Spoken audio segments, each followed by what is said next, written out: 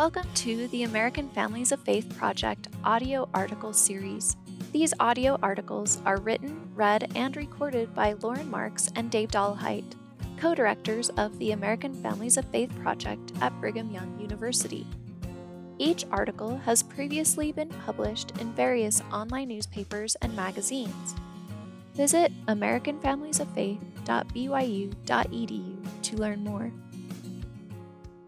Hello, my friends. This is Dave Dollahite. I'm a professor of family life at Brigham Young University. This article was published in an online and in-print journal called First Things, a wonderful Catholic publication that prints a number of very interesting things about religion and politics and religion and family. This article is titled The Burdensome Myth of Romantic Love. And this was written by myself and Betsy Vandenberg. Betsy is a friend and colleague who teaches classes here at BYU sometimes and who's a wonderful author, has published a number of really interesting pieces. And we wrote together for this publication, First Things. So here's the article, The Burdensome Myth of Romantic Love. A collection of Einstein letters auctioned off in 1996 contains a list of marital expectations for his wife, Maliva Maric. The list includes daily laundry, quote, kept in good order, end quote, a quote, 3 meals regularly in my room, end quote, a desk maintained neatly, quote, for my use only, end quote, and the demand that she quit talking or leave the room, quote, if I request it, end quote. The marriage ended in divorce, but the list lives on as an illustration not only of Einstein's darker domestic side, but also of assumptions commonly held about marriage in 1914. Compared with Einstein's requirements, modern marital expectations have surely evolved for the better. Or have they? An insightful study by Sarah K. Balstrup theorizes that as people abandon religious institutions, they start expecting romantic relationships to satisfy a host of needs that formerly were satisfied through religion. If you think clean laundry and regular meals require effort, try meeting the demands of relationship worship circa 2018 by providing transcendence, unconditional love, wholeness, meaning, worth, and communion.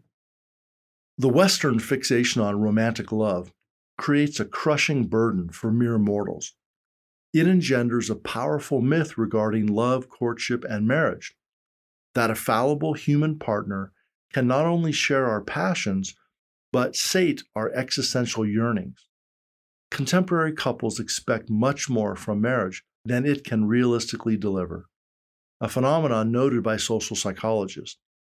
As Eli Finkel of Northwestern University observes, quote, most of us will be kind of shocked at how many expectations and needs we've piled on top of this one relationship, end quote.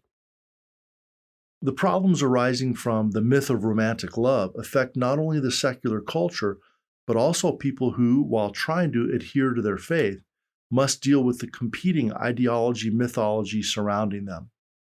We all fall prey to the lure, and so the rise of the romantic love myth has coincided with an increase in marital breakdown, emblematized by a 50% divorce rate. A recent survey by the University of Maryland's Philip Cohen reinforces the breakdown narrative by showing that marital satisfaction has declined in the last several decades. In the 1970s, 68% of Americans said that they were very happy in their marriages. Today, 60% say they are. Though reasons for marital discontent abound, Cohen teases out a correlation of religion with marital happiness. This correlation suggests that, in order for a relationship to flourish, existential needs should be met outside of it.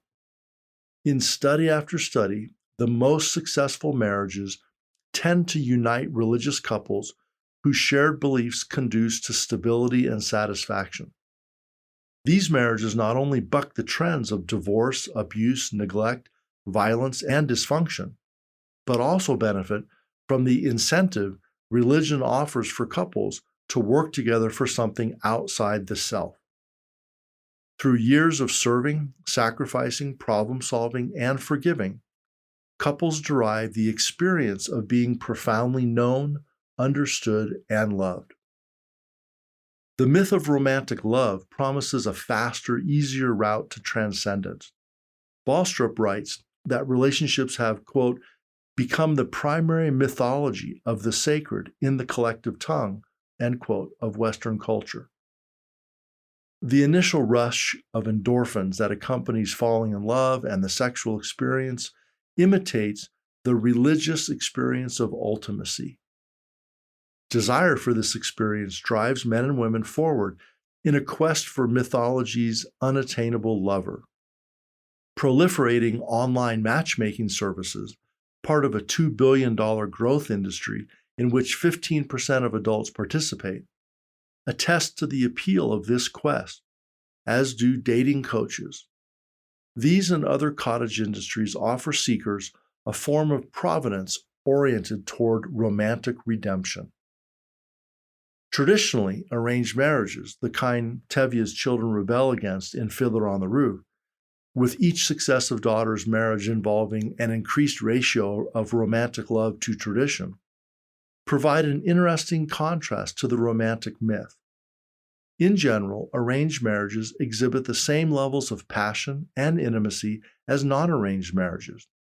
Yet one study of Asian Indians in the United States showed that arranged marriages tend to be happier and last longer than non-arranged marriages. Another study suggested that, quote, choices made throughout a marriage have more to do with marital happiness than does choice in mate selection, end quote. But this hard-won happiness faces stiff competition from the temporary euphoria of romantic connection. Secularization has not undone the connections we feel among beauty, love, truth, and the ultimate, but simply rewritten the holy journey. In today's lore, writes Ballstrup, quote, all individuals have a soulmate, yet all must prove themselves worthy of this ultimate gift, end quote. Enduring trials of faith that enable salvation by romantic love. Converts on film and the internet preach that you too can be saved. Americans increasingly value romance over the institution of marriage, just as they shun religious institutions for the ethereal appeal of spirituality. But even as we fall out of love with institutions, we continue to have the needs they once satisfied, displacing those needs onto relationships that collapse under a weight only God and faith can lift. Hope you enjoyed this article. Doctors Dave Dollahite and Lauren Marks are both professors in the School of Family Life at Brigham Young University. The American Families of Faith project shares research-based ideas about ways of making faith come alive in marriage and family life.